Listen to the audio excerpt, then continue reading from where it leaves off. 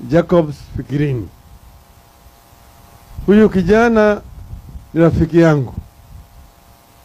Nimejua pale katika Coast University huko Kilifi. Tulikuwa tunatembea tukafika pale tukakuta wanafunzi wamezuia barabara. Wanapiga kelele mingi sana. Wakaanza kuongea alafu kisha huyo kijana akachukua kipaza sauti. Akanguruma sana.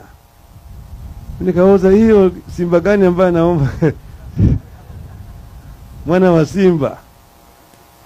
Wakaniambia huyo kijana ni kiongozi wa wanafunzi hapo. Na walikuwa wanaongea maneno ambayo zilikuwa maneno wa maana sana. Mimi nikasema tafuteni huyo kijana nataka kuona yeye. Shinde akakaja kuniona. Na tangu siku hiyo tukawa sisi tuko marafiki. Maana yake mimi nilijiona mimi mwenyewe nilipokuwa umri kama yeye hiyo. Ilikuwa ni damu yake natembea kwa kasi sana.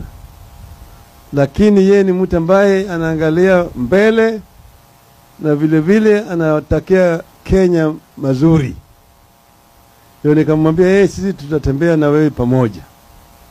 Na kajitokeza. Wakati hii ya campaign tulikuwa nafanya campaign, yeye mwenyewe alijitokeza. Tukienda pembe zote alikuwa na sisi. Mwishowe nikamwambia bwana, nataka wewe sasa urudi Kilifi.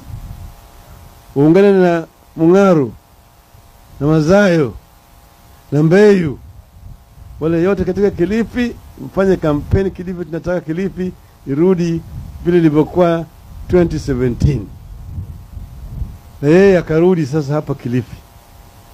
Akawa yeye anasimamia kampeni katika eneo yote ya Kilifi. Tukaweka jina yake kama wale ambao watakuwa wameteuliwa kwa bunge la Senate. Pamoja na huyo msichana mnaona huyo mweusi huyo mweupe huyo kutoka pande ya Samburu huyo.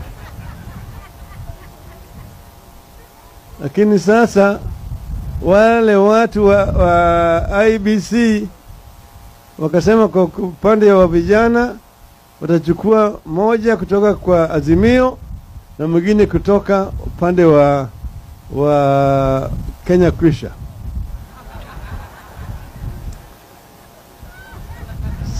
Sasa wakasema pande hii ya Azimio wanampatia sisi msichana na wanapatia Kenya Kwisha ule mvulana. Ndio sababu sasa Jacobs akakosa. Lakini Waswahili walisema kuvunjika kwa mwiko sio mwisho wa upishi, sio? Kwa hivyo bado tuko na tunaendelea naye mbele huku mbele.